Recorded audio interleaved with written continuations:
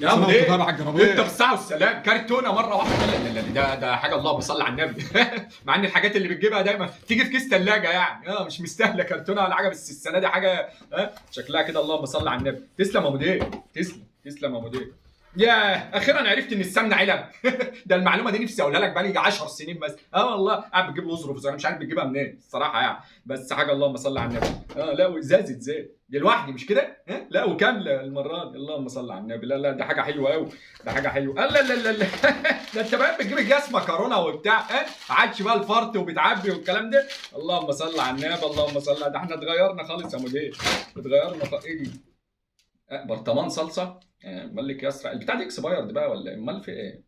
امال في ايه يا مدير؟ انا حاسس بحاجه غلط، انا مش عارف انت جالك نغزه مثلا بتاع شفت رؤيه حاجه امال ايه؟ انا مش عارف، انا مش فاهمك الصراحه يعني اللي احنا فيه لحد دلوقتي. دي يا مدير مكسرات؟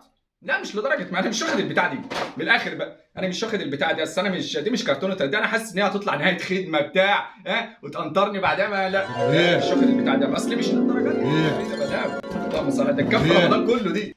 كل سنه وانت يا طيب، مدير رمضان كريم. ازيك يا مدير؟ وانت بالصحه والسلام، انت بالصحه والسلام. شنطه رمضان طبعا. لا لا لا انا عارف.